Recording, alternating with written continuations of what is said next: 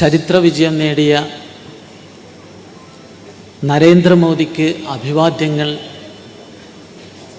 എന്ന പ്രമേയം Shri PK Krishnadas G ഇവിടെ അവതരിപ്പിച്ചിരിക്കുകയാണ്.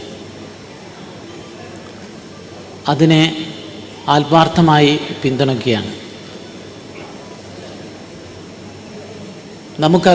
അറിയാം,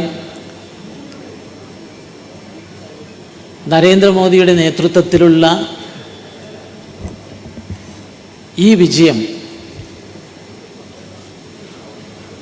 ഇന്ത്യയിലെ 140 കോടി ജനങ്ങളുടെ വിജയമാണ്, ഭാരതത്തിൻ്റെ വിജയമാണ്. നിങ്ങൾ മറിച്ചൊന്ന് ചിന്തിച്ച് നോക്ക്. അഥവാ നമ്മുടെ നിർഭാഗ്യത്തിന് ഈ ഇന്ത്യ മുന്നണി അധികാരത്തിൽ വന്നിരുന്നുവെങ്കിൽ എന്താവുമായിരുന്നു ഈ രാജ്യത്തിൻ്റെ സ്ഥിതി?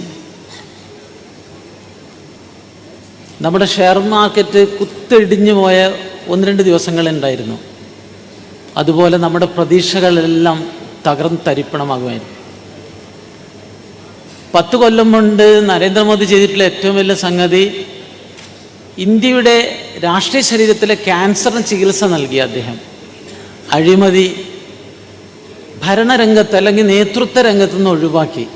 ഇനിയും ഒരുപാട് സ്ഥലത്ത് നമുക്ക് ഇടപെടേണ്ടതുണ്ട്.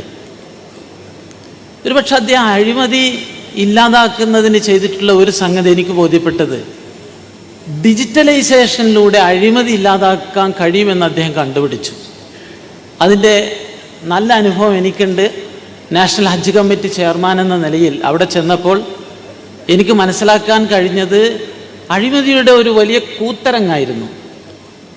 ഒരുപാട് ഡിജിറ്റൽ പരിഷ്കാരങ്ങളിലൂടെ ഹജ്ജ് എന്ന് പറയുന്ന അഴിമതിയുടെ കേന്ദ്രത്തെ രക്ഷപ്പെടുത്താൻ സാധിച്ച ഒരു അനുഭവത്തിൽ നിന്ന് ഞാൻ മനസ്സിലാക്കുന്നു, നരേന്ദ്രമോദി ചെയ്തിട്ടുള്ള ഈ അഴിമതി വിരുദ്ധ പോരാട്ടത്തിൻ്റെ മഹാവിജയമാണ് ഈ തെരഞ്ഞെടുപ്പിൽ ഉണ്ടായിട്ടുള്ള ഈ വിജയം. അല്ലെങ്കിൽ നിങ്ങൾ നോക്കൂ, ആരാ ഇന്ത്യ ഭരിക്കുക? ലാലു പ്രസാദിൻ്റെ മക്കളായിരിക്കും, ഈ സോണിയാഗാന്ധിയുടെ കുട്ടികളായിരിക്കും, ഈ പിണറായി വിജയൻ്റെ മകനും മരുമകനുമായിരിക്കും, അല്ലെങ്കിൽ അഖിലേഷ് യാദവിൻ്റെ കുടുംബമായിരിക്കും, അല്ലെങ്കിൽ നമ്മുടെ മഹാരാഷ്ട്രയിലെ ഉദ്ധവ് താക്കറെയുടെയും ശരത് പവാറിൻ്റെയും കുടുംബക്കാരായിരിക്കും. ആ കുടുംബം ഈ രാജ്യത്തെ കട്ടുമുടിക്കുന്നതിൽ നിന്നാണ് നരേന്ദ്രമോദി ഒരുപക്ഷെ ഭാരതീയ ജനതാ പാർട്ടി NDA 140 കോടി ജനങ്ങളെ രക്ഷിച്ചിട്ടുള്ളതെന്നാണ് നരേന്ദ്രമോദിയുടെ വിജയത്തിൻ്റെ ഏറ്റവും വൈകാരികമായ ഭാഗം എന്നാണ് എനിക്ക് തോന്നുന്നത്. അതിന് നരേന്ദ്രമോദി എന്ന നിലയിൽ ഒരു നേതാവ് ചെയ്തിട്ടുള്ള ത്യാഗം നമ്മൾ ഈ സന്ദർഭത്തിൽ ഓർമ്മിക്കണം. ഒരു 3 മാസം വിശ്രമില്ലാതെ അദ്ദേഹം ഈ രാജ്യത്താകെ ഓടി. 200-ലധികം റാലികളിൽ ഒരു 1.5 മണിക്കൂർ വെച്ചാണ് അദ്ദേഹം പ്രസംഗിച്ചത്. നിങ്ങൾ ആലോചിച്ച് നോക്കി, എത്ര വലിയ ത്യാഗമാണ്. നമ്മളെല്ലാം പ്രാസംഗികരാണ്. ഒരുപക്ഷെ മനുഷ്യൻ്റെ ഏറ്റവും കൂടുതൽ കലോറി ചെലവാകുന്നത് സംസാരിക്കുമ്പോഴാണ് എന്ന് പറയാറുണ്ട് ശാസ്ത്രം.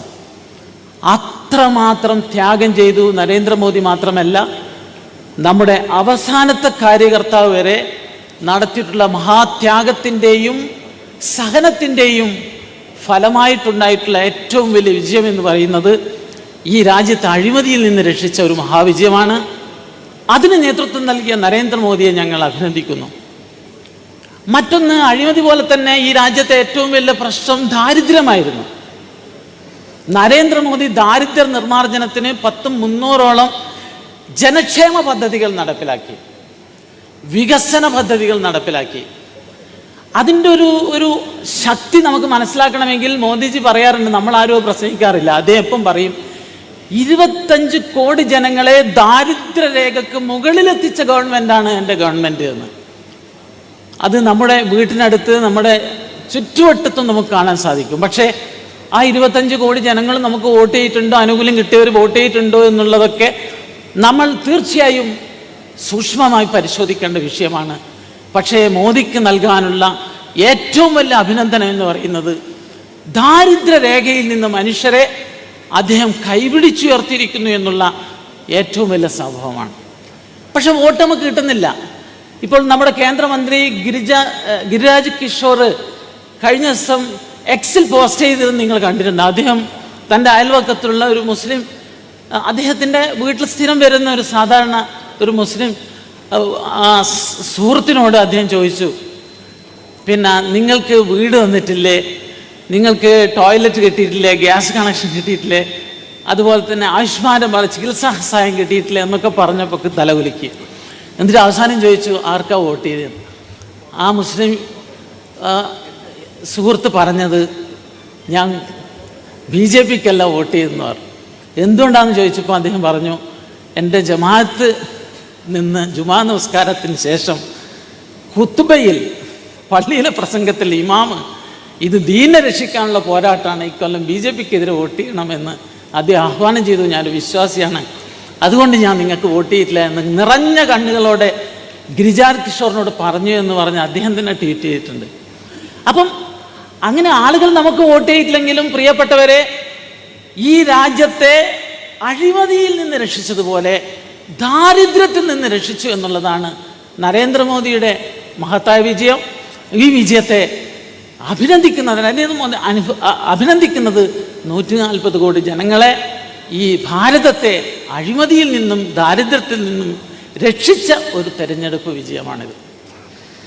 ഈ തെരഞ്ഞെടുപ്പ് വിജയത്തിന് ശേഷം ഇവിടെ നടക്കുന്ന പ്രചണ്ഡമായ പ്രചരണം നരേന്ദ്രമോദിക്ക് ഭൂരിപക്ഷം കുറഞ്ഞു എന്നുള്ള നിലയിലുള്ളൊരു പ്രചരണം നടക്കുന്നുണ്ട്. സത്യത്തിൽ വാരാണസിയിലെ തെരഞ്ഞെടുപ്പ് ഫലം പരിശോധിച്ചാൽ നമുക്ക് മനസ്സിലാക്കാൻ സാധിക്കും, മോദിക്ക് വോട്ട് കുറഞ്ഞിട്ടില്ല. അദ്ദേഹം 6 ലക്ഷത്തിലധികം വോട്ട് കിട്ടിയത് ഇപ്രാവശ്യം 6 ലക്ഷത്തിലധികം വോട്ട് കിട്ടിയിട്ടുണ്ട്. പക്ഷെ ഭൂരിപക്ഷം സാങ്കേതികമായി കുറഞ്ഞിട്ടുണ്ട്. അതെങ്ങനെയാണെന്ന് വെച്ചാൽ 26 സ്ഥാനാർത്ഥികൾ കഴിഞ്ഞ തെരഞ്ഞെടുപ്പിലുണ്ടായിരുന്നു. കോൺഗ്രസ്, സമാജ്വാദി പാർട്ടി, ആപ്പ്, അങ്ങനെ 26 പാർട്ടികൾ വോട്ട് വിഭജിച്ചപ്പോൾ ആ വോട്ടെല്ലാം ഈ വർഷം ഒരു പട്ടിയിൽ വീണപ്പോൾ ഭൂരിപക്ഷം സാങ്കേതികമായി കുറഞ്ഞിട്ടുണ്ടെങ്കിലും വാരാണസിയിൽ നരേന്ദ്രമോദിക്ക് കിട്ടിയ വോട്ട് കുറഞ്ഞിട്ടില്ല എന്നുകൂടി നമ്മൾ മനസ്സിലാക്കേണ്ടതുണ്ട്. അതുപോലെ തന്നെ ഈ തെരഞ്ഞെടുപ്പിൽ UPയിൽ, സത്യത്തിൽ UPയിലാണ് നമുക്ക് വലിയ തിരിച്ചടി ഉണ്ടായിട്ടില്ല. അതിൻ്റെ ഒരു പ്രധാന കാരണം എന്ന് വെച്ചാൽ അവിടെ ബൂത്ത് അടിസ്ഥാനത്തിൽ കോൺഗ്രസ് വ്യാജ വാഗ്ദത്തത്തിൻ്റെ പ്രസംഗം മാത്രമല്ല, അതിൻ്റെ ഒരു രേഖ വിതരണം ചെയ്തു. എഗ്രിമെൻറ്റിൽ പാവപ്പെട്ട ജനങ്ങളെ കൊണ്ട് ഒപ്പിടിപ്പിച്ചു. വരുന്ന ജൂലൈ 1 നിങ്ങളുടെ അക്കൗണ്ടിലേക്ക് 8,500 രൂപ വരും, 1 ലക്ഷം രൂപ കിട്ടും, അത് കിട്ടണമെങ്കിൽ ഈ എഗ്രിമെൻറ്റിൽ ഒപ്പുവെക്കണം എന്ന് പറഞ്ഞു. പാവപ്പെട്ട ജനങ്ങൾ പോയി ഒപ്പുവെച്ചു. ആ പാവപ്പെട്ട ജനങ്ങൾക്ക് ഒരുപാട് ആനുകൂല്യങ്ങൾ നരേന്ദ്രമോദി നൽകിയിട്ടുണ്ട്. അവരൊരു നിമിഷം അത് മറന്നുപോയി, അവർ നമുക്കെതിരായി വോട്ട് ചെയ്തു. അതുകൊണ്ട് പ്രിയപ്പെട്ടവരെ, 400 എന്നുള്ളത് ഇപ്പോൾ 300 കുറഞ്ഞു പോയി എന്നുള്ളത് കൊണ്ട് നമ്മൾ ഒരിക്കലും വിഷമിക്കേണ്ടതില്ല. ആ സാധാരണ ജനങ്ങൾ ഈ വഞ്ചന തിരിച്ചറിഞ്ഞ് നമ്മുടെ പ്രസ്ഥാനത്തിലേക്ക് കൂടുതൽ ശക്തിയോടുകൂടി കടന്നു വരും എന്നുള്ള കാര്യത്തിൽ യാതൊരു സംശയവുമില്ല. അതുകൊണ്ടാണ് നരേന്ദ്രമോദി പറഞ്ഞത് 2 പതിറ്റാണ്ട് കാലത്തേക്ക് ഈ ഭരണം ഇതുപോലെ തന്നെ തുടരും എന്നാണ് അദ്ദേഹം പറഞ്ഞത്. അപ്പം അതിന് ശക്തി പകരുന്ന വിധത്തിലേക്ക് നരേന്ദ്രമോദിയുടെ മഹാവിജയത്തെ നമ്മൾ അഭിനന്ദിക്കുമ്പോൾ ആ വിജയത്തിന് ശക്തി പകരാൻ സാധിക്കുന്ന വിധത്തിലേക്ക് ഈ വിശാല നേതൃസമ്മേളനം, ഈ സംസ്ഥാന സമ്മേളനം, അതിൽ നിന്ന് പ്രചോദനം ഉൾക്കൊണ്ടുകൊണ്ട് കേരളത്തിൻ്റെ രാഷ്ട്രീയ ചരിത്രം നമുക്ക് തിരുത്തിക്കുറിക്കാൻ സാധിക്കും. അതിന് പറ്റുന്ന വിധത്തിലുള്ള വലിയ അടിയൊഴുക്കുകൾ കേരള രാഷ്ട്രീയത്തിൽ സംഭവിച്ചുകൊണ്ടിരിക്കുകയാണ്. പണ്ട് മന്നത്ത് പത്മനാഭൻ പറഞ്ഞിട്ടുണ്ട്, ജനിച്ച തീയനും ദരിദ്രനായ നായരും പിഴച്ച നസ്രാണിയും കമ്മ്യൂണിസ്റ്റാണ്. നിങ്ങൾ നോക്ക്, കേരളത്തിൽ ഈഴവനായി ജനിച്ചവനൊക്കെ കമ്മ്യൂണിസ്റ്റ് എന്നായിരുന്നു പൊതുബോധം.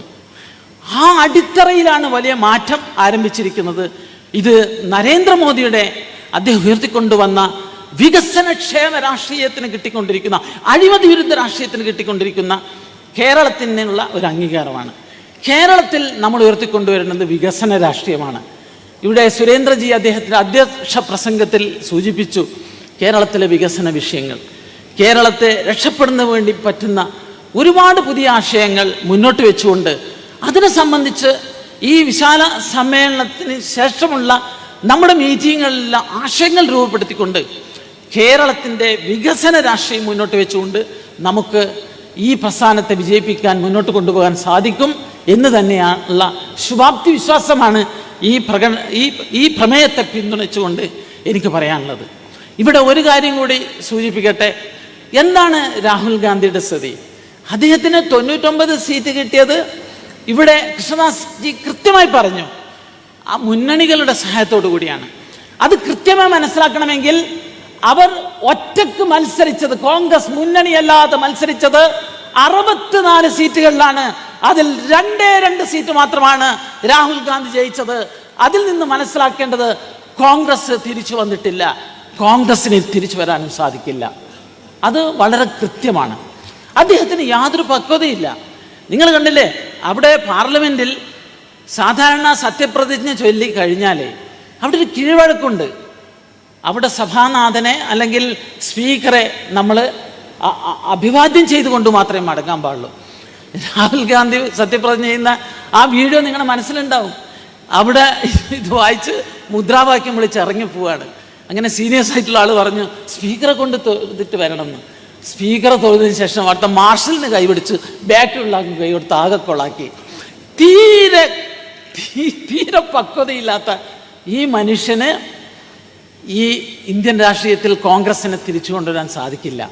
ഇതൊക്കെ മനസ്സിലാക്കിക്കൊണ്ട് നരേന്ദ്രമോദിയുടെ ഈ വിജയം, ആ വിജയത്തിൻ്റെ ഊർജം നെഞ്ചിലേറ്റെടുത്തുകൊണ്ട് നമുക്ക് വരുന്ന ബൈ ഇലക്ഷനുകളിലും മുന്നേറ്റം നടത്താൻ സാധിക്കണം.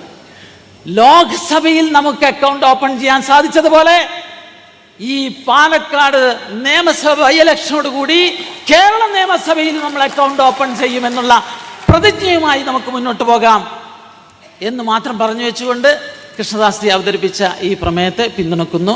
നന്ദി, നമസ്കാരം, ജയ് ഭാരത്. നന്ദി അബ്ദുൽ കൊട്ടജി. നമ്മളെ ഉച്ചയ്ക്ക് ശേഷമുള്ള സെഷൻ്റെ അവസാന ഘട്ടത്തിലേക്ക് കടക്കുകയാണ്. ഇനി ഈ രാഷ്ട്രീയ പ്രമേയത്തെ അനുകൂലിച്ചുകൊണ്ട് ഒരു പ്രഭാഷണം കൂടിയുണ്ട്. നമ്മുടെ കേരള രാഷ്ട്രീയത്തിൻ്റെ ചരിത്രം തിരുത്തി കുറിച്ച തൃശ്ശൂർ വിജയത്തിന് ചുക്കാൻ പിടിച്ച തൃശ്ശൂർ ജില്ലാ അധ്യക്ഷൻ അഡ്വക്കേറ്റ് KK അനീഷ് ഈ രാഷ്ട്രീയ പ്രമേയത്തെ അനുകൂലിച്ചുകൊണ്ട് സംസാരിക്കും.